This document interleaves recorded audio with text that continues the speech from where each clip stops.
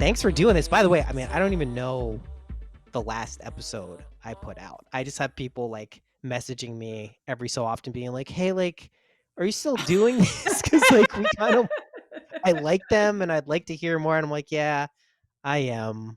But I mean, Yeah. I don't even know the last one that came out, but I'm glad that we got together to do this. People like hearing from you. So, this is Are fun to be back. you are so is this Synchronicity your main podcast or is this a Patreon episode? No idea. Yeah, I don't do I'm honestly, it should be a Patreon.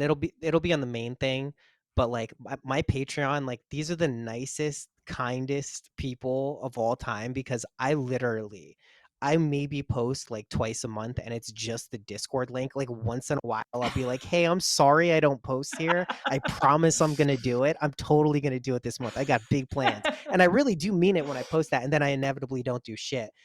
But they're like super understanding. I think the only reason like people haven't like completely revolted is like I'm pretty upfront. Like the main benefit of joining the Patreon would be the Discord server where like you Yeah. can sign up and then cancel it. So like, you're paying like $8 or whatever it is, and then you can just cancel it forever. It's like it's worth it. So like I think people understand, but every once in a while, like someone's so excited. They're like, "I just found this. I'm so excited to join your Patreon." I'm like, this is gonna be very disappointing. Yeah, yeah. People keep finding AOD, although I did put one out weirdly like a month and a half ago. But you're a manifesting generator, right? Yeah. Yeah. Yeah. Human So we design. Yeah. share that. I get really excited about something for a short amount of time and then I do it. And then I have a lot of ideas. I don't execute a lot of them. Manifesting generator seems to be synonymous with it seems to go right alongside ADHD. It's very, Yeah. very Yeah. similar. Yeah, so I do keep up with the Patreon, but I did like way overcommit, I think, at the beginning of the Patreon and didn't think like, oh, when you add all the tiers together, I'm supposed to come up with like 3 hours a week of original things to say. It's And insane. yeah, I had to I scale mean, back. it like the thing is like I know you know this too, and this applies for everyone who does anything. Like you go through waves of like being like, hey, yeah, I can pump out 3 hours. Like, I mean, I used to do like 3, 4 podcasts a week, like hour Right. longs. And I was like, I'll do this forever. And people were complaining to me. They're like, stop doing this many. We can't listen to them this quickly. And I'm like, I just got to get them out. I remember I literally gotten like a back and forth email exchange with someone being like, dude, like, you don't have to listen to them. Like, it's not Right. like you're being forced to do this. Um, but yeah, you go through waves and like it's really easy and it flows sometimes. And then like, I learned over this past year, and it's in no small part to having another kid and just like having a lot of shit going on, but like it doesn't always flow out effortlessly. And I feel like when Right. it does, if you make plans based on that, it can be hard to keep up with it. But I mean, at a certain point, and I'm sure you know this, like it's just like you do what you can, and like people are either along for the ride if they want to be or they're not. Like you don't have to really worry too much about like, you know, adhering to some like content strategy. At least for the shit that like I feel like we talk about. Like that there's no product here. You know what I mean? It's not Yeah. like there's some end sell. You need to be buying something. So Yeah. And no shade to spiritual capitalism. I've done a lot of um healing work around my judgment of how other people do things in this arena. But for me and the way that my energy works, it kind of doesn't matter how everyone else does it. Whatever I'm doing, I have to actually think it makes sense. Marketing and doing things to make sure that they're done and consistent. Like none of that matches my energy, first of all. And it certainly doesn't match the work that I'm like, the message that I'm conveying, which is feel free to emancipate yourself from these ideas. So, yeah, I have just had to learn how to put things out when it feels right. I'm very, very picky about podcast. I'd rather not put a podcast out than put a podcast out that was very obviously filler. So I throw away probably at least 30% of my podcast still, because if I record it and it's not contributing something to the conversation or at least funny or interesting, I'm like, yeah, I don't care. I just won't put it out. I think it's smart too. Like the shit stays there. It's like Yeah. up there. Like you don't want some like lame. I mean, I'm there's probably like at least 100 podcasts I have out there recorded that I would consider like really shitty, but for the most part, like, yeah, I mean, like, if you feel I scaled back big time because I could see it getting to the point where it started to feel like a job or like I was Yeah, playing a role that was expected of me. And if I didn't have anything to say that wasn't like actually either like really going on in my life or something I could speak experientially about or passionately about, like, I don't really like, I don't, I don't need to be doing this. You know what I mean? Like, I'll right. always be around if I have some shit to say. And I think that's fun that I have like a platform for that. But like, this was never about like building up and maintaining like a content strategy for an audience based on this. Cause like you said, like, I think like the main thing that we're talking about, it's like, hey, you can kind of create your own reality. So if you were Right. going to be subservient in any way to someone else's idea of what that is or what it needed to be, like, that's not a logical kind of like connection or relationship to have with this type of shit. But yeah, I Yeah. mean, people are always willing to buy a multi-level marketing, pitch with Yeah. spirituality because like why not? Like Yeah. I get it. Yeah, and I have to check in with myself all the time about, like, why am I doing this? And, you knew me before I truly came out, I think. Maybe not. But I think we met around the time where I was just starting to, like, talk about this stuff publicly, and it still is not easy for me because a lot of it I am skeptical that it's supposed to be said, Yeah. out loud. But it is still something that's, like, vulnerable for me, and it's difficult for me, and I do have a desire to help people. I do know that there are limitations in how you can help people. I don't believe you can, wake other people up, and so what feels good to me and what I have a desire to do is to validate people who are on the bridge between the worlds and also teach people like practical, not pie in the sky, overly woo, teach people practical ways to walk between the worlds. Those are the things I wish I had when I was waking up. Right. And so that's a pretty like fundamental foundational set of ideas, and I have conveyed those ideas multiple different ways, and I have to like every once in a while I get inspired to convey those ideas in a new set of ways. Like Right. Right. soberish and AOD are basically saying the same thing in two different ways. I'm now thinking about getting into kind of more video content. Um, so yeah, but ultimately, like what makes me feel good is not that I am a content machine. What makes me feel good is when someone says, I had no idea what was happening to me. I thought I was going crazy. I had nobody to Right. support me. And listening to you helped me realize I was okay. Like that's to me, that's what does it for me. While I may personally be into all different other areas of spirituality from, I have space for conspiracy stuff, I have space for all Yeah. this other stuff. I'm not sure that those public conversations help anybody. Right. And I'm not really interested in anything other than that, like kind of bridge. Yeah, So, it's practical too. Like that's where a lot of this shit comes into like play here is like you could always be I was I was watching this Netflix thing, this bad vegan oh little God. documentary they put Oh together. Did you watch God. this thing?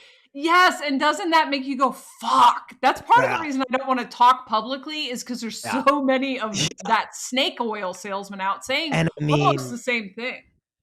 and like you see, like what's really interesting about it is this poor woman, like, she was susceptible to this guy who's a clear manipulator. And he just kept pitching this like magical, realism stuff. And what I found particularly interesting is like where he really started to like kind of like trick her even more down the rabbit hole is like when they were going to all these casinos and he had this ability to like conjure up these wins. He was probably Right. in a flow state, probably half believed these weird kind of like Marvel comic delusions he was pitching to her and himself.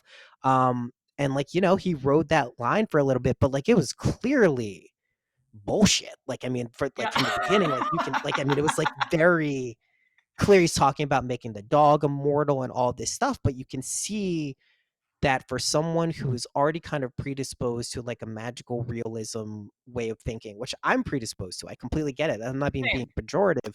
Um, how with not too much convincing, you can get people believe in some really out there and weird shit and kind of like get your hooks in. Like he get just kept telling this woman like you just got to wait for the happily ever after, just wait for that moment, it's coming, just give me another $100,000 wire and here it's going to come. And like you look at it from one perspective, you're like, how could anyone be that like gullible and foolish? But then on another hand, like if you're really getting fed just so much bullshit that you can't even discern what's going on and you have this tendency to kind of be like gullible, like it's fucking crazy. Like, I mean, I was shocked, but I also understood it in a lot of ways. Mm, Yeah, it's we're in such nuts. a wild window of time in the awakening where we are coming out of a we only believe in what is physically proven um game and going it returning to a more mystical uh belief in the unseen. Meanwhile, I think there has to be a certain level of shadow work done in order for discernment to be fully activated, right? Because if you're still mostly driven by your subconscious desires of which you are not aware, you're going to be gullible because you're nursing fantasies of very like because that was the thing that tripped me out the most about Bad Vegan is what would possess you to I understand you want the mystical parts to be true. So I get that. But there was something else. There was something else there. And towards the end, it becomes obvious like, oh, she's actually trying to take him and she got taken and then got too far in. And then, sorry, spoiler alert of this whole Yeah. show. No, I mean, Not it's really. fine. Like, Yeah, yeah, you get it. it's You fine. can see it, the foundation of like what everyone's narrative is cracking pretty early on in that. But Right. yeah, it's yeah. I mean, And I think the same thing when you take a manifestation course. I did an abundance course recently, and the very first thing I say is this is going to take you a year for every decade that you have been in lack programming. And if someone claims that you can read their book or watch their video and suddenly miraculously manifest everything in your dreams without addressing the fact that you've been living in a completely opposite reality of that your whole life, I don't know. I'm skeptical. They can tell you principles that work for someone that's fully healed. You, Noah, are a great example to me of someone who has mastered receptive abundance, right? So but you've seen every time I try to manifest passive income, like you'll be like, hey, this crypto thing is working great. And I'm like, all yeah. right, well, get me involved, and it won't. Not because that doesn't, I'm never going to be able to have that, but because I have not gotten to the place where I've healed my own internalized capitalism enough to where I believe that. It takes a bit. I will say, like, this whole idea, it's like really like a myth at this point, not in like a it's not real way, but in just like it's an archetype of passive income, of just like this money flowing in constantly and you don't really have to do anything. I hope everyone understands that even if you do achieve that kind of flow, like it requires a lot of work to build something up that can sustain over a period Right, of time. It requires like a right. lot of effort. Like it's definitely not just like a magic switch. That's called just being like born into a rich family and you're good. Yeah. Like that's a different type of thing and you're probably not having any issues with money anyway, so you don't have to worry about it. But I mean, that requires like a real fundamental shift. I think the easiest thing, like what really helped me a lot with crypto, with the abundance stuff, is just seeing how silly everything is. Like at the end of the Yeah. day, like how actually really ridiculous all of this stuff is.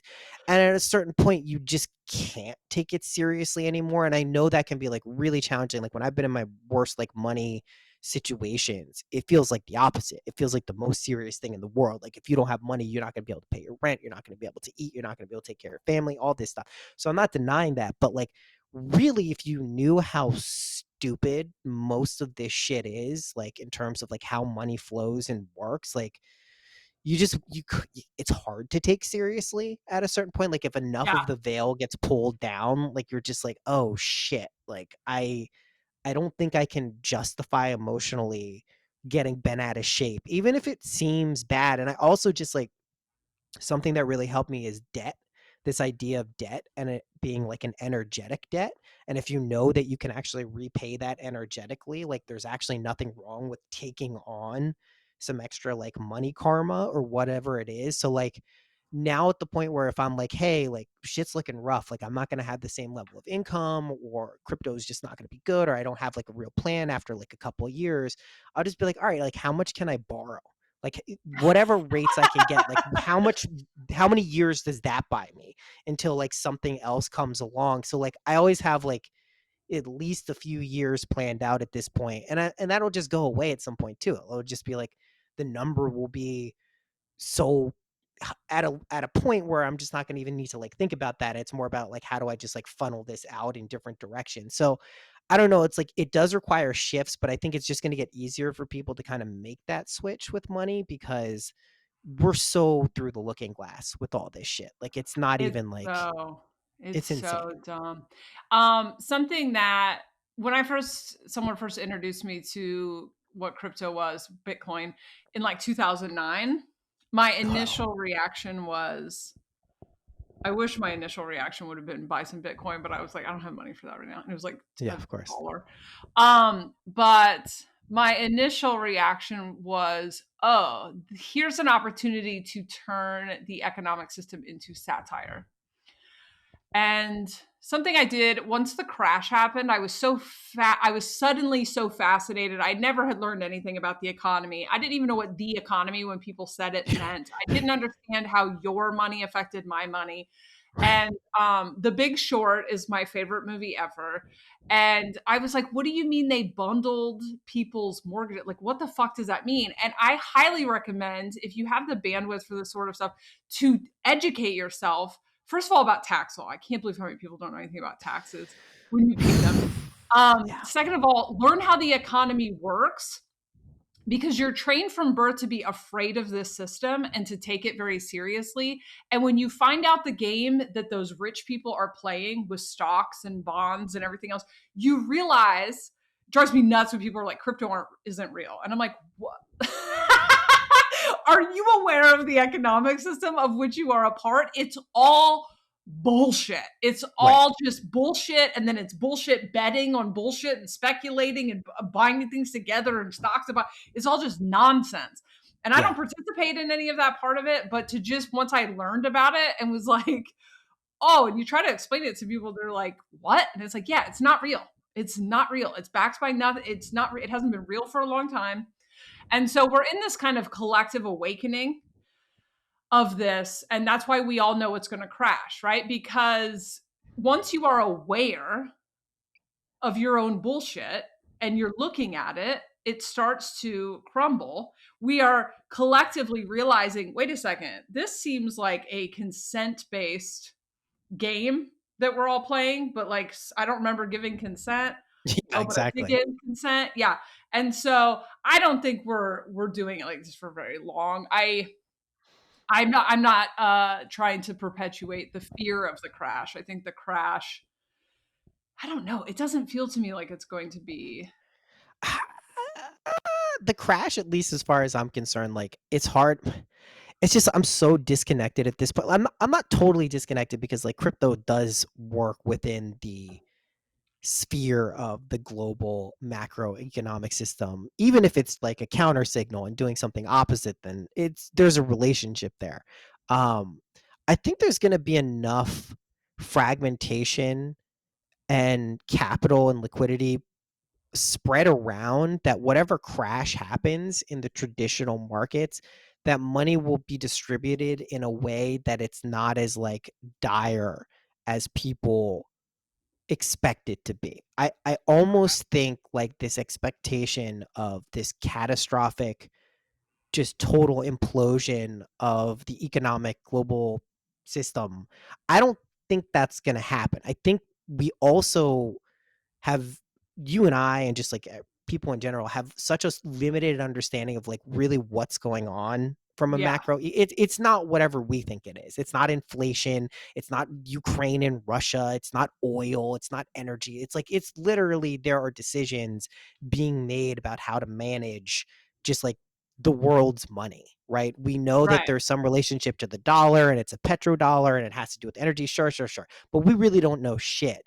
But what I do know is like there are enough ways right now that if you needed to cobble together 40 to $60,000 a year just from like googling ways to make money, you could do that, right? And I don't think that's going to align with everyone, but that possibility exists now. And whether those systems are fair or they could be fairer or whatever, that's up for debate. But like I don't know, to me like it's easier now than ever to actually generate revenue and income than it's been in the past. Now, unfortunately, a lot of that money is worth a lot less than it used to be. So that's a whole other story. That'll But get you like, 6 tanks of gas.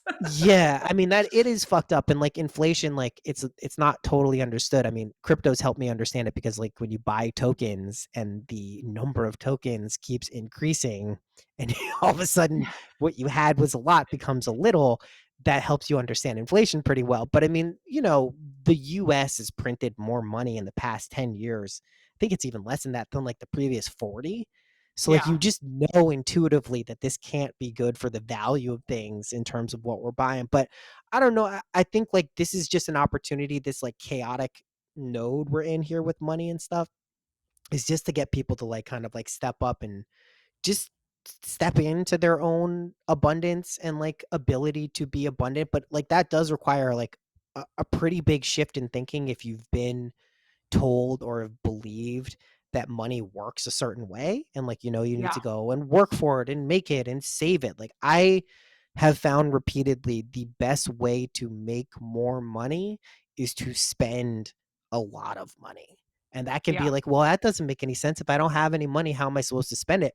I can just tell you from personal experience, I borrowed it and I spent that money. And lo and behold, more money came in that replaced that money and on top of it. And it's like there is a relationship there that I think is not understood and seems like conventional wisdom would say, like, don't do that. That's Yeah. bad. But it Yeah. actually is valuable energetically.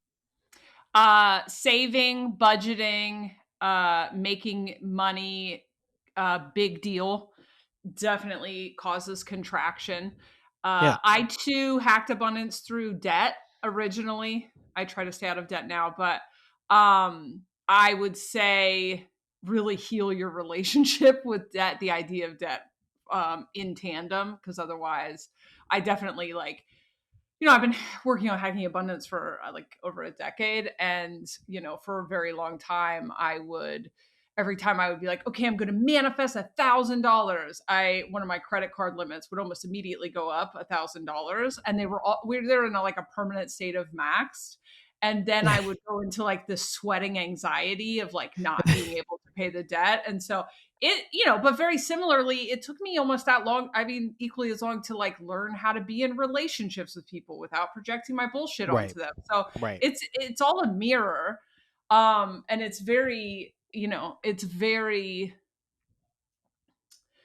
useful. And abundance is like universal law, where the rest of this is constructs of the game you're playing. Universal law trumps constructs all day long. So it's just Yeah. about remembering your access to abundance, and it truly does not matter if the system is functioning and awful or collapsing in front of your eyes if you've hacked into abundance. That's why healing your relationship with capitalism is so Yeah, and I powerful. feel like this is why shit is so wonky right now is it's forcing people to reevaluate their relationships with this stuff, right? I mean, like Yeah. that's why we feel that things are going to collapse or that things are can't last like this or things are going wrong and something the other shoe's got to drop or whatever it is. Like that's your wake up call to start investigating what's going on. Like trust me, no one wants to be the person hearing me being like, yeah, I'm doing really well when they're doing really shitty. I'm doing really well because I bought digital craps. That's annoying. Don't be the person in the position where you have to hear a jackass like me tell me that I'm doing well because of digital crabs. You too, maybe it's not digital crabs, but there is enough. I also just think in tandem with like benevolent, like there's enough people who will understand the kind of like ridiculousness of money that like it will slowly just like soften people's relationship with it naturally. Like I really do believe that. I also know that I've seen people who like, if you just like if they need some money and you give them some money, like they're good after that. Like that they just needed it for that time. And like I know there've been plenty of times in my life where like if that fuck, I could have used, a few grand and it really would have helped. I think if that becomes more common amongst people, that should help people feel that there's this other like social safety net that's not like reliant on like the government or like, having to go to a job or like, cause like the truth is like none of this shit is ever fully secure. There's no job security at the end of the day, really, with any of this Right. stuff. Even like, so like you have to find some internal way to generate this stuff. Um, and yeah, I mean, like this is obviously the time to be doing it. I don't think it's going to get more clear in terms of like traditional or conventional ways of like how to survive and do well in society. And I don't even think people know what that means. Like, what is doing well now? Like how to like I don't Truly. even, what does that mean to people? It could be 10, 12 different things. Who knows? So That I I don't mean, know. I think everything's up for reevaluation right now. I think I think everyone's definitely waking up from the like brainwashing that, your entire life should be centered around how you make your money, that that you're a piece of shit if you don't want to work every minute of every Yeah, day, that you're lazy if you don't have the motivation to go to a job that doesn't even pay your bills, and I'm glad to see that we're waking up to that. There's a lot of things in capitalism that I find to be yucky, and I just choose not to participate in those things. And I agree um that opening up the this was a really hard lesson for me to learn, but easy come easy go, and that when you're having a hard time mastering easy come, easy go is better. And if you don't want to be a massive consumer, or spending money is difficult for you, give it away, give your money away. yeah, Don't give all of it away, but like just start being like, okay, every time I get paid, I'm gonna ask the universe to bring me someone. This is also a great way to play with synchronicity. Just bring me people that I can help out quietly, not fucking announcing it on the internet. You do yeah. not need to make a TikTok about it. Weirdly, you can just help someone on the street and not But what's not the point then if you're not making a get likes. TikTok about it? Yeah, yeah. And watch that kind of channel open up, because a lot of the way that capitalism is set up is really based on this us versus them, the illusion of separation. And ways to dissolve that is to start to, be of service to other people. And this, even if you're just leaving fat tips, I'm like, how much, as someone who worked in the service industry always, do you know how much I like $100 tip changed my fucking life on Yeah, of course. multiple occasions? When I every server has a story or two of like the person who left the $500 tip right before Christmas, and suddenly you could get your kid that thing, or whatever. Um, if there's so much shit for a lot of people to work through, um, some people's contempt for the icky parts of Yeah, capitalism make yeah. it to where they like stay poor as like that's some sort of flex, which it's not a flex, by the way. Poverty is as capitalistic as greed. So yeah, I could do this. I mean, I could talk about this subject all day, but this actually does bring me to what I wanted to have a conversation Yeah, with you yeah, about. yeah. Do you believe in they? Do you believe in the big they? Do you believe in the parasitic alien they? Yeah, it's a great question. I mean, my biggest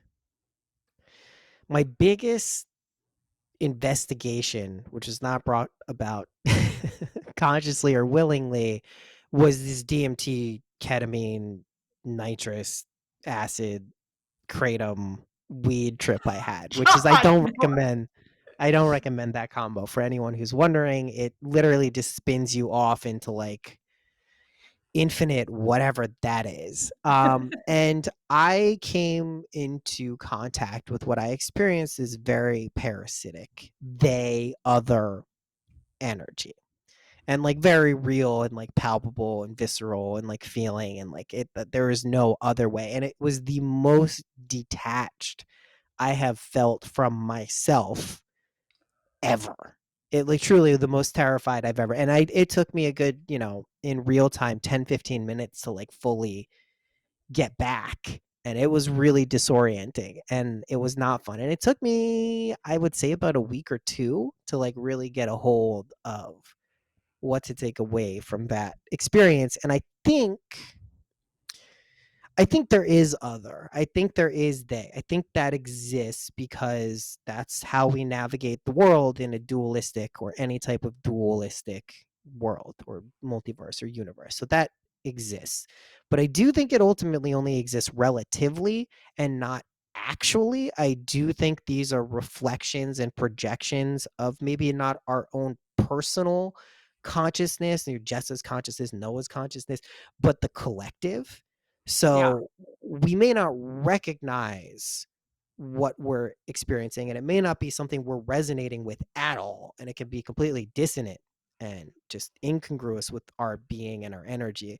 But I don't think it's fundamentally separate from who we are. And that's a really big lesson I think everyone has to deal with in life, because it's very easy the tendency to demonize or otherize or blame, and it can be objectively justified. Like that makes a lot of sense to do. Oh yeah, that person's being a dick to you, like what a dick.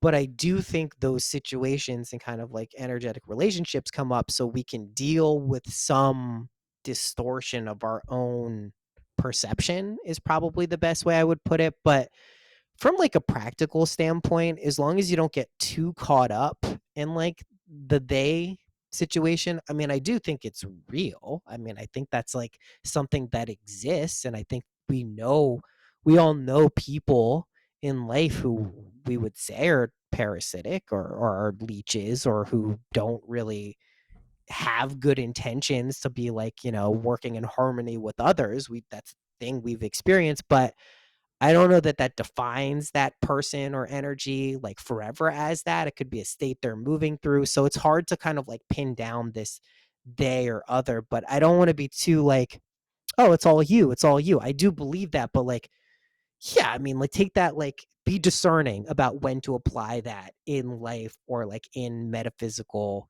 situations. Like, I don't think the right approach for me when I'm encountering these parasitic entities would be to go up and be like, "Hey, I'm your friend. Like, let's be friends. You want to hang out?" And like, yeah, like you can be. I'll let you be a parasite on me. Like, we'll do it together. Like, I just don't feel intuitively that that's the right approach in that. Nor do I think like blaming and demonizing and being. But I can tell you this. I mean, like, it was enough of experience that I have no desire. Granted, I did do DMT like 2 hours later just to see if it happened again, and it did. But I don't have any desire to like do DMT for a while. I mean, I have barely done ketamine since then. Truthfully, I've maybe I done was it like gonna one or two say, times.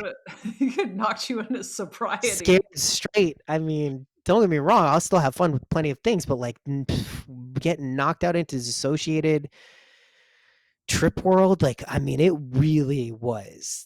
I just wasn't expecting it either. It's like all the stuff, all the bad trips or like intense trips, like you just are not expecting it. Like you feel like you have some handle, and I deserved it. I was so my level of hubris and cockiness. I was Yeah. like, this is the situation. I was like, I was with friends. We were in my studio, and I was like, all right, we're making a song. I'm like, all right, here's the deal, guys. I'm gonna go in and to DMT world and get some cool music and bring it back for us. So let me just rip this DMT pipe. Oh, that's right, I and you said you were being a parasite. think that's what it was. I think that's what it was reflecting back to me. But it did very much feel like it wasn't like that was like what I was being shown. I just made that connection later, that that's kind of what my vibe was going in to a realm that I had little understanding or respect for, and kind of Yeah. got served that back, but in a way that felt very it didn't feel satisfying to just like land on like, yeah, there are these parasites and they were trying to infect my being. Like it just they didn't like I would have believed that if I was able to, but over time it just like felt less satisfying to believe that narrative. But yeah, what's your take on this stuff? I would love to hear this. So the thing that, like I said, I actually do consume, not I consume is probably not the right word, but I've lost space for conspiracy theories and stuff like this. I never talk about it publicly because I think as people are waking up and coming out of their kind of more micro uh external enemy narratives, there is a real temptation to then attach to Yeah. conspiracy theories. There's almost always going to be a, oh my god, I've been lied to phase of your awakening, but it very easily becomes disempowering. So it's something where I already went through that phase. I luckily did not have a microphone when I was going through that phase, 'cause it would Yeah, exactly. be fucking tinfoil hat level, just freaking out about the reptilians and everything else. And so the they was the reptilians for a long time, even though I then found out I was a hybrid of that. And that should have been right there. There it is. Everything you are projecting onto you are, right? Right. And then I don't know, around 2000 or yeah, 2019, I started, then it was narcissists, and then it's the elite, and then it's the rich, it's the whatever. And I am at the same time, even when I am taking like a us versus them stance, I'm annoyingly objective. I'm like, cannot stop myself from Totally. melting or like putting myself in other people's shoes. And almost all human conflict is misunderstanding. It's person A is has these wounds, has these triggers, and person B triggered those things, and now they're having two totally different experiences. And then once they've triggered each other, they go out of their way to hurt the other person because they think hurting the other person is going to get that person to apologize. And it's all like, and Yeah. it's on the small scale and it's on the big scale. And you have the I don't like to call them elite because how ridiculous, but the 1%, whatever the fuck, they're so separate from our reality because it's Yeah. generational wealth that they have no idea. And so the same lies that we've been fed our whole life about uh you're lazy and you don't try if you don't whatever, like they've been fed, and those that narrative even helps them sleep at night. And like nobody can really deal with the idea that they are complicit or that they are the bad guy. That is big work. That takes a lot of healing to get to a place where you go, I visited suffering on somebody else. That's not something that comes natural to any of us. And it's easier to believe that it's the other person's problem. And we've all Mhm. been guilty of this. So when we're talking about the they, some people think it's the red team, other people think it's the blue team, other think it's the government, other people think it's a corporate. And it is, but it's also all of us. And in the last couple of years, what we've all learned, hopefully, is that we are all shitbags. We are all awful to each other, have been awful to each other. I mean, this is what I have learned in the last few years. Is like, wow, so many scenarios in which I thought I was the victim. You know what I mean? It was me. It Yeah. was my Yeah. it was Yeah. my codependency, it was my entitlement. It was my thinking that you not showing up to a thing had to do with you disrespecting me, when in reality, I'm just not holding space for the fact that you have depression, over and over and over again. Yeah. Areas in which I felt guilty about what I did. And so I needed to villainize someone else. And also, two truths can be good or right at the same time. So, like, you hurt me, I hurt you. We're both just hurt, whatever. And so, who is the they, right? Who is the they? Is there is obviously some sort of parasitic influence. And by parasitic, I mean something is feeding off of us. When you drive through neighborhoods and all the houses look the same and the people are working jobs that they hate and all of their life is built around survival, and nobody's asking any questions. This is the stuff that was so dystopian to me at like 7 years old. I was like, what are we Mhm. doing here? It totally looks like people are batteries. Who are Right. they batteries for? What is the parasitic influence? And so, through a series of downloads that maybe I'll get into. Yeah, yeah. The question is, so there's a parasitic influence for sure. We are all, though, playing parasite to each other. and all convinced that somebody else is the parasite. But when people say they are this agenda, they are this agenda, when I read the energy of it, it's a million tiny agendas that somehow are playing into a bigger agenda, but I don't think they know they're doing it. So what is that? Is is the parasitic alien, because I do believe there is a parasitic alien influence that has probably played, it's probably been very helpful for us, but while we've been unconscious, it has benefited from the loosh, or the whatever you want to call it, our energy, right? And as we're waking up, we become aware of the parasites. I don't think it's the end of the world, and I think it's something, it's consensual, and we will realize we've given consent on accident.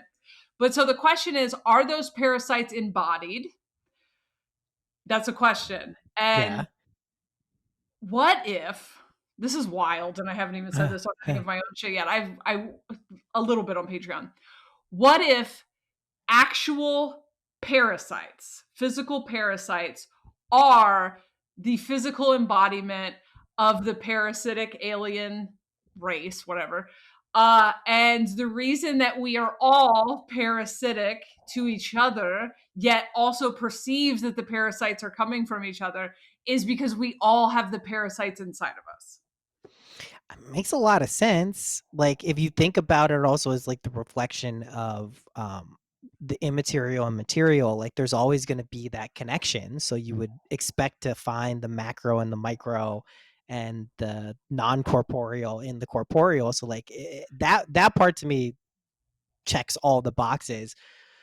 I've been thinking a lot recently about like health and like not specifically bacteria or viruses, but just parasites, like just like what can go wrong in a functioning system, right? Because I do Right. believe ultimately what causes disease is our emotions. There's a huge relationship between trauma or unresolved trauma or resentment or guilt or whatever these kind of depressing or negative quote unquote emotions are, and illness. You see this a lot. I mean, you can also see this in people who lead completely unhealthy physical, what they consume is gross, they're smokers, they're whatever, but they're like they live to like their fucking 90s, and like it's like what the fuck is going on. And then you see the person who juices constantly, jogs, and they die of a heart attack at like 48. You know what I mean? Like there's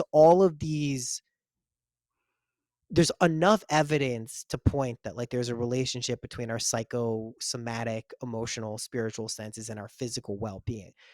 I think we understand so little about like this is something that I learned just going and traveling a little bit internationally.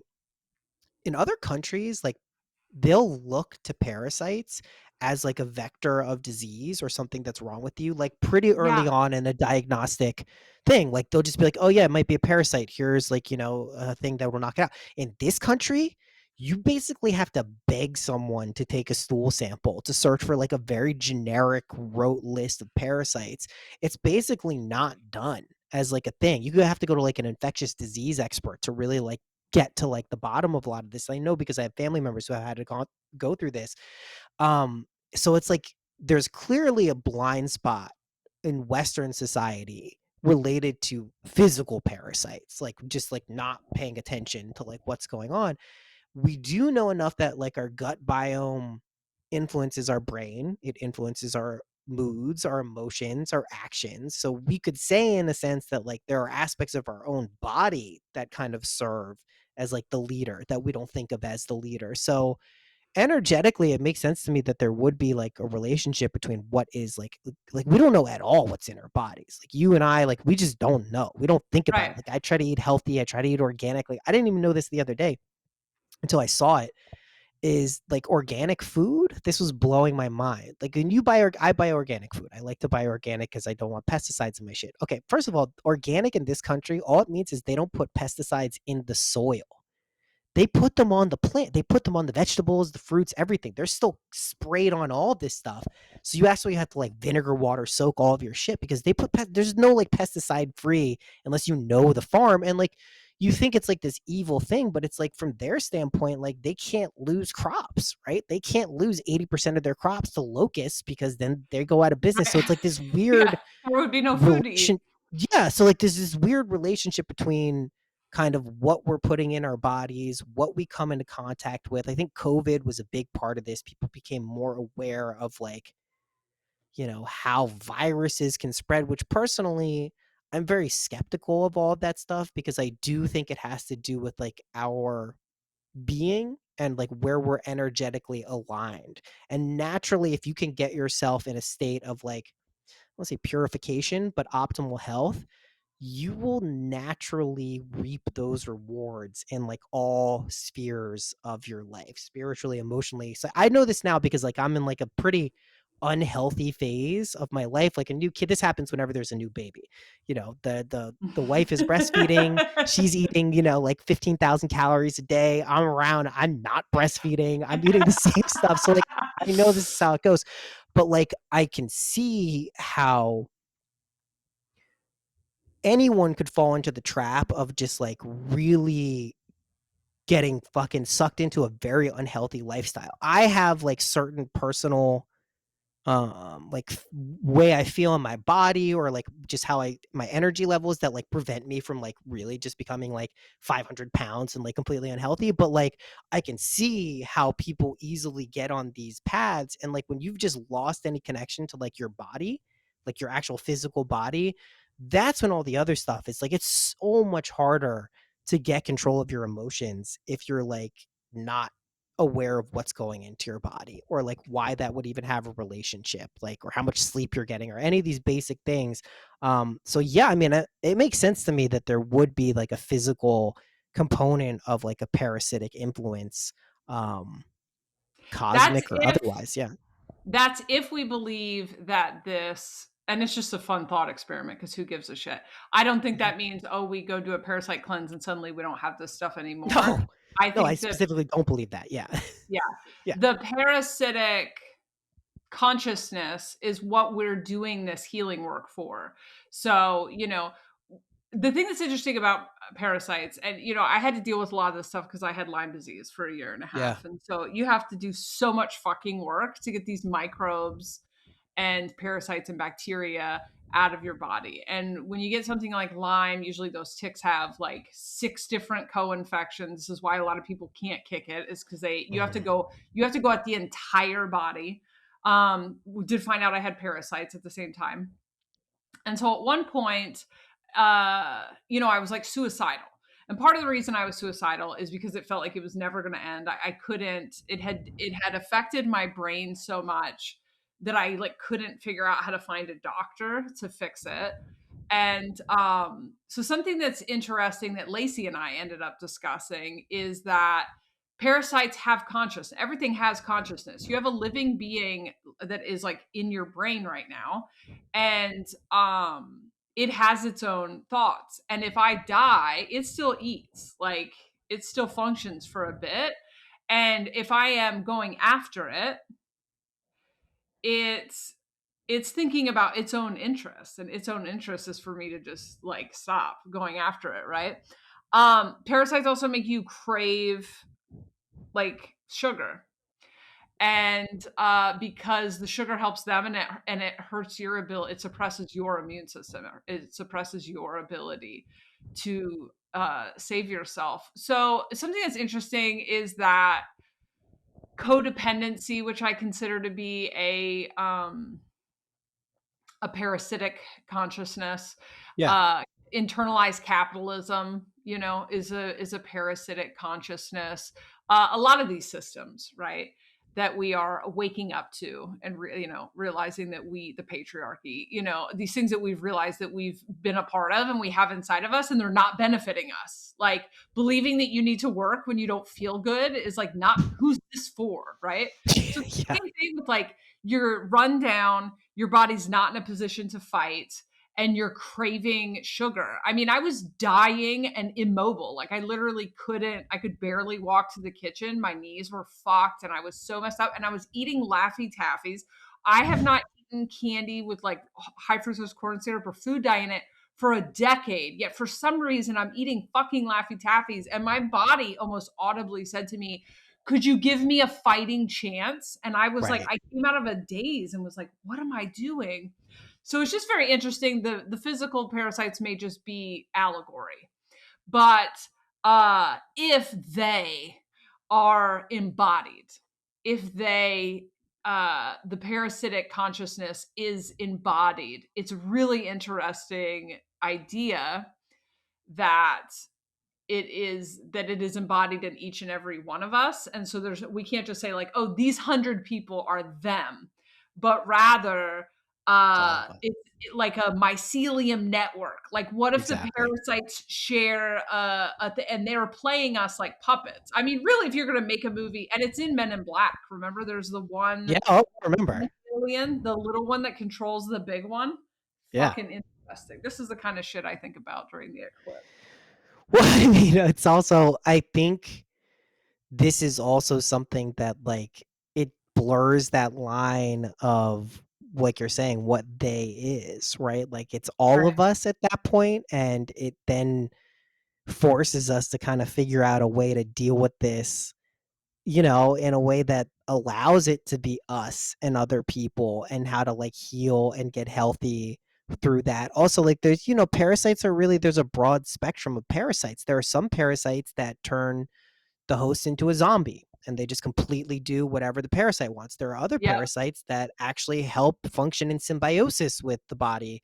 I mean, this is how bacteria works in us. If it was harming us, we'd call it a harmful bacteria, but if it helps us, it's a probiotic. It's something we want Yeah. inside of ourselves. So Yeah.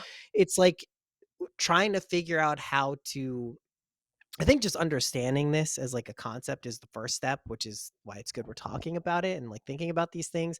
But then also just like, how do we take the correct approach to deal with this? I do know demonizing even actual demons is rarely a route towards like success. Yes. It can be, but it's going to teach you in like a very like you're going to have to like figure this out in a roundabout way. So yeah, I mean it's nuts. The sugar thing is really interesting because I've also found like the relationship between like really intense cravings for sugar and just like really just like not cohesive mind and emotional thinking. Like it's Yep. just like there's clearly, I mean, it's nuts. You can see it just in kids. Like I was, Yeah. a 5 and a 3-year-old. Like it's like they're you see what it does to them. It's insane. So like it's It's just like a real drug, and I was very I don't really let my kids have much sugar. yeah, I when they're little, when they're under 5, it's almost none.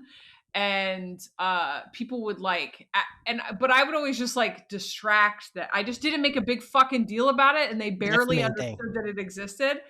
That's the main And thing. my parents would make a big, well, your mom said we can't. And I'm like, they don't know it's there until you guys make a big thing. But then other people would be like, I can't believe you don't let your kids have sugar. And then their kid is hanging from the ceiling Yeah. fan and Yeah. fucking punching windows out and stuff. And Yeah. my kids are just Yeah. like regulated. And I'm like, the sugar's a drug, dog. The sugar fucks them up. Yeah, there are a lot of drugs that people just don't identify as drugs because they don't have the same level of stigma, and also just truthfully because people enjoy them. That's Yeah, basically like enough people enjoy them where they're just like, all right, this is all right. We're not gonna say this is a bad thing for people because we like it because it we tastes good. like it. It's fun. Yeah, it's It's a good. dopamine hit. One thing for people trying to get off sugar, because it's been one of my drugs of choice and most difficult drugs for me Yeah. throughout my life. Is I have found that your body craves whatever it has had most recently as a fuel source. So when I'm on like a sugar bender, which is nothing compared to what it used to be, because at least I'm like, if I'm gonna have sugar, it has to be real sugar. It can't be super Yeah, yeah, cane processed. But sugar. Yeah. I still get on sugar benders, and I'm so tuned in now to how like horrible it is as a fuel. It's just such a Yeah. It's terrible not fuel good. source. Um, but my body will keep craving it. If I get into like a sweet phase, or I get into that irritating sweet, salty all fucking day, where it's like something sweet and then Back some and forth. chips and Yeah. then Yeah, I um, hate that shit. God. But I don't try to stop it. I find that trying to stop You things fucked is if you do. much more difficult than just putting something good in. So whenever my diet goes to shit, I start doing extremely green smoothies multiple times a day. So I'm talking spinach and kale and a little bit of Smart. blueberries, and So that's it. smart. Drink it 2 or 3 times a day, and your body goes, "Oh, good for you," and it just completely changes what you're craving. It Takes me a knows what it couple days wants. to get off of sugar with that. Yeah. That's really smart. Like that's something like I naturally enjoy like raw fruits and vegetables. Like it's something like I've always liked as a kid. So like I what I'll naturally do is if I'm like first of all, I'll get disgusted usually. Like if I really go on like a food bender, like I spent I went a little nuts the past couple of months on Gold Belly, which is like, you can order all this food from like New York Oh, City yeah. and like California. I went nuts. So like there's like a retrospective period where I'm like, I don't ever want to eat anything with like grease or butter or sugar in it again. Like I feel like I Yeah. want to puke. I'll just naturally start eating like carrots and like celery, and like your body literally will start to want those things over Yeah. the shit you've been eating because like it does recognize it as a better fuel source. It just literally is like, oh, this is better. Like you don't Yeah. feel exhausted after 20 minutes and like you can't do anything because you just jacked your fucking sugar levels up. So it's true. I mean, I know for me at least the second half of this year and 2023, like I'm really trying to prioritize my physical health just because like I think this is good for whatever age, but I know as like I'm here approaching 40, like you don't have infinite years of like treating your body like shit. there's No, like a no, there's you're actually it's getting a little bit of a late start, but yeah. So but I do think that's like you'll be able to I know when I was like at my spiritual peak, and I don't feel too far off from it now, but like really when everything was humming, I was exercising, I was eating well, I was writing, I was doing creative endeavors. Like that's the type of shit like you will find all of this manifestation abundant stuff. It's not to say it doesn't work. Like don't get me wrong, you could be a complete degenerate and still master the laws of the universe. It's just you'll probably feel better if you're healthy, and it is just a shitload easier, just so much easier to do it like that, and you don't have to be rigid about it. You don't have to be a weird, you know raw vegan. I did that shit too. I did this all the weird stuff I've done, and there are me benefits and too. pros. There are pros and cons to all of it, but like there's a way to just like everyone I feel like knows internally what being healthy is. And if you're in a period where you're not being healthy, just kind of own it. I also like to do that. I like to like really lean into like being a degenerate at times. I don't Yeah. can't recommend this for everyone because it really does require like a level of self-knowledge where you're not going to go too far and like over the edge, but like you can push it sometimes and you'll probably burn out whatever that desire is before you find yourself in any serious trouble. It's not always the case, but I just think like most people don't have a burning desire to self-destruct. There are people who are very like sadistic and like, they want to like, you know, fuck themselves up and, everyone else around them, but like most people don't tend to operate like that. So, you can Yeah. push the gas a little bit sometimes. Yeah, I mean, I find that, um, in in the in the quest to be authentic, just allowing your energy to express however it needs to express at any given time is actually the path of least resistance. I spent so many years trying to like micromanage my relationship with food, and because it was centered around my weight, and it took me a Yeah, long yeah. time to realize that, like, oh, I don't actually give a shit Yeah. about what my body looks like and what other people's perception of my body looks like, but for some reason I have this program anyway, and I'm just going to eat what feels good. And if I actually, because I have so many food sensitivities, if I actually just eat according to what feels like good fuel, I don't really work. Like, the weight thing kind of comes and goes, but I also, like I said, realize I don't give a shit.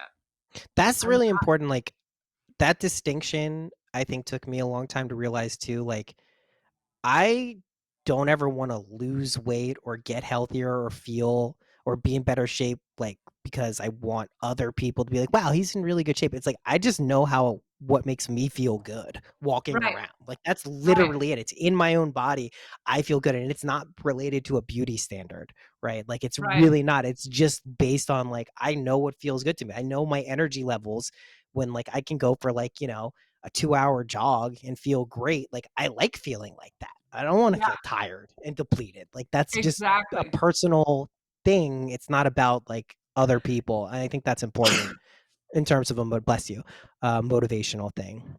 Yeah. Yeah, we really fucked up a lot of shit by being so vapid in our unconsciousness that it's like I truly wish it would be so cool if we all had access to like our own personal energy bar, or at I least know. started, since we don't have access to that, all had like we're able to check in. And I think we're learning this and realize that manifestation takes energy. Healing takes energy. Creating the reality that you want takes energy. Using your imagination takes energy. Socializing takes energy. All of these things take energy. And Yeah. so when you do something, you have to ask yourself, is this giving me energy or is this going to cost me energy? And Mm, am I willing to spend this energy? And a lot of the stuff we're learning with things like codependency, part of the reason that codependency is parasitic into the void is because a lot of what we're doing is giving energy that we don't have, in yeah. order to get energy that we're likely not going to get back. On what? On traumatically reenacting childhood wounding or whatever. Capitalism is often giving an overabundance of your energy to something that isn't yours, that isn't truly benefiting you. um Hating other people actually takes a ton of energy. It takes so much energy to bitch about other people, yet we're all kind of stuck in this thing where we're doing it, and then what are we doing for ourselves? And then we're putting shitty food on top of it. Then we're drinking 20 cups of coffee a day to try to compensate, which is actually often depleting the energy. Just get Depleting, yeah, totally. our relationship with our own. And that's why it'd just be so nice if you woke up and there was like just like a screen next to your bed that just Yeah. lets you know where you're at. But we don't have that. We have to learn how to tune in and go, all right, I'm craving this. I know that this is going to give me like a 10-second high and then a crash. Here are the things I would like to accomplish today. Am I going to be able to accomplish this? I'm getting on Twitter. Like Twitter for me in the last, and this was the gift of chronic illness, was you learn the Mm. thing about the spoonful of energy. Because suddenly, because I'm also a manifesting generator, I have a ton of energy, but suddenly I had a shot glass of energy. And Yeah. I had to be like, can I spend this getting triggered on Twitter, reading people's stupid fucking opinions that have nothing to do with me? Can I spend this nitpicking or, criticizing or judging? Like, what do I want to accomplish here? And it was a gift in the end because now I have this awareness of when my energy is coming in, when it's going out. I'm far more tuned into my body going, I would like some nettle right now, or I would Right. like green juice, or I would like this. And so the temptation to do these things, I don't know, it's so much less tempting. And I'm 45. So it's like we are we are well past the days where you get to just be, I haven't drank since my 20s. I like can't Right. imagine what a fucking hangover would be now when I like will pay for eating french fries. I eat french fries and Yeah, I get it. a float hangover. God, I get it. I mean, I don't drink. I barely drink anymore. I just like it's not worth that trade-off for me, and I don't even really get that bad of hangovers. It's just like that the energy thing is really interesting because like they're really we all kind of like know what those things are, but to actually like visually be able to see it would be very helpful. It also would tap into like the gamified nonsense that is my brain. Like if I could Yeah. like max out my energy as like a gamified way, I'd be like, I'll do that. But it's yeah, I mean, unfortunately, we don't get that, right? We kind of get told and understand these like general ideas of being healthy, but then we fall into these patterns that um, aren't healthy or the way we want to be. I think the critical thing in that moment, the one thing that's really helped me a lot because I've moved in and out of these states pretty easily and fluidly is like just don't get bogged down. Don't get to the point where you're like, this is who I am. Like, this is just, Right. I'm the type of person who is unhealthy. I'm the type of person who will never be healthy, or who, like, I just can't beat my addiction to sugar or whatever. That's Yeah. because Don't that just build a yeah, yeah. Don't yeah. build a personality around an experience.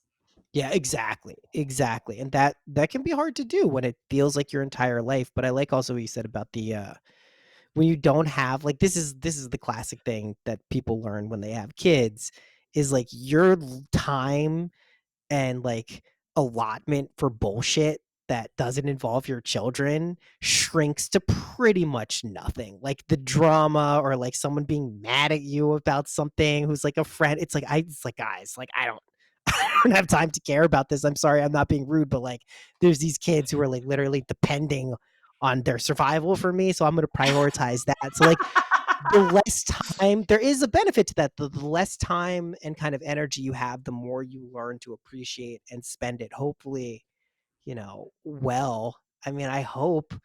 I mean, Yeah. what do you think, as we wrap this up, like, what are you expecting the rest of 2022? What do you feel like kind of the long view of the energy, of what's going on in whatever weird dimension we're moving through right now? Like, what's your general vibe about what's going on? My understanding is that um the old game is ending, and that ending can be as brutal or kind of smooth as we want it to. It really truly is dependent upon how quickly we heal as individuals. We are one. So your enemies are a part of you. The systems, the structures, the everything, it's all, we are all collectively in it. If we are individually healing, then we are changing the way that this thing turns out, because we will eventually hit some sort of critical mass and it'll change almost overnight. And so we have a real potential to get there before 2024. The amount of people, kind of because the content I put out, that I come across that are, I recently talked to like a sports bro Hmm. who said he was just driving down the street and was suddenly awake like that. So that to me is a very good indicator that we are hitting critical mass of the awakening. I think there's going to be, there's a lot of things to attach to in the realm of fear. Mm. There's a lot of stories. There's going to be a lot of collapsing that you can choose to be a part of. Um, yeah, I think it's going to be a wild couple of years. I think until we get this nodal thing, until we get like to almost to 2024. Yeah, I my downloads are like, remember the game Frogger? You're just like Yeah, of trying to get course. the fuck across the street. That's what it feels like. And that's what it feels like every time I leave my house. There's I know. accidents everywhere. It really Like when does. you talk to people, there's zombies.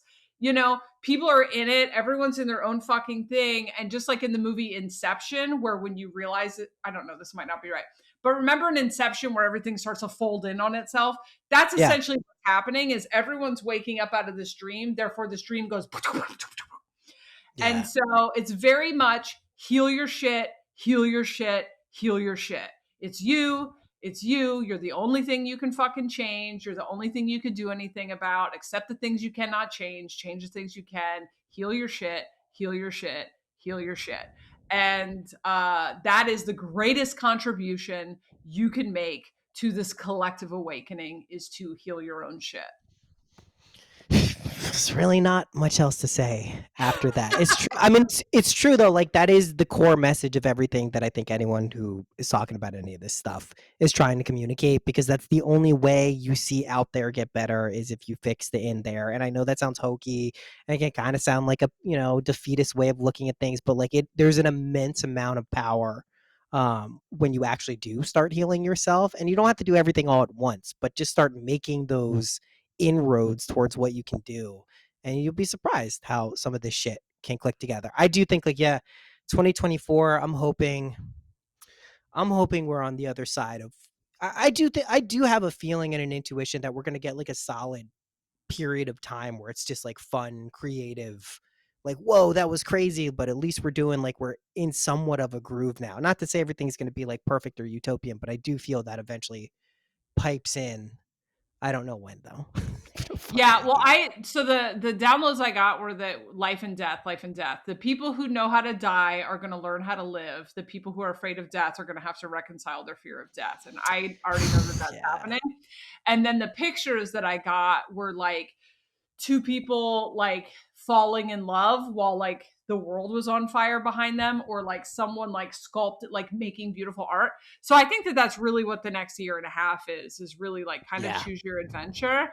That's not to say bad things don't happen. So anybody listening to this that follows me knows that I, almost died during a miscarriage a couple of months ago. I mean, Yeah.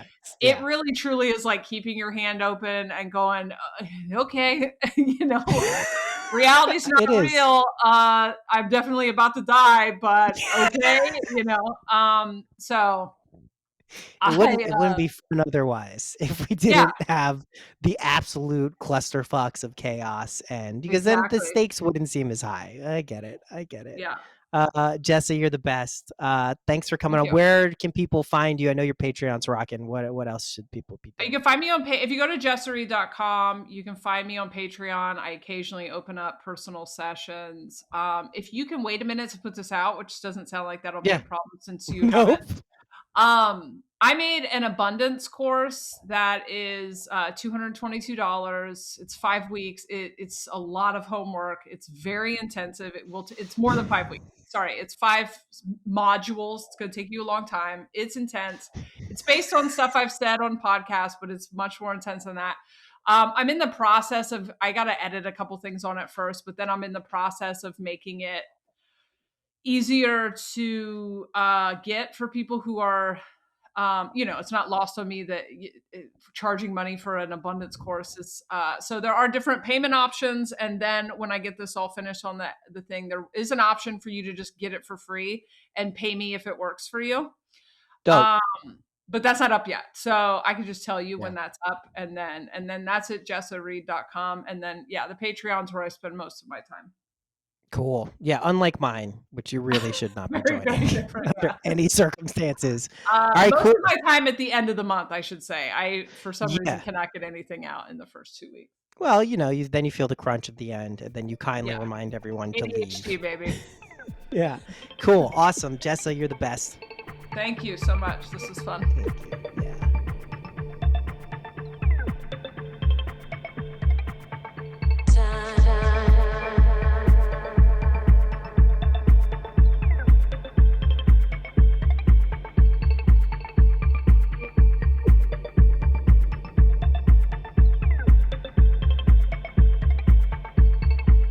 I will not worry.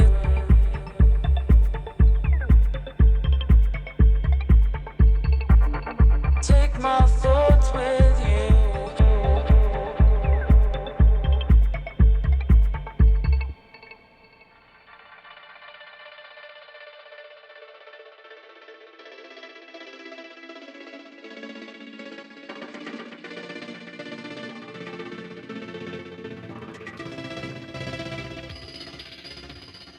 You're not alone.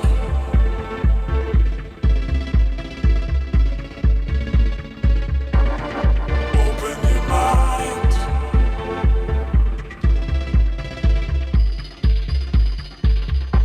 In a way, it's all a matter of time.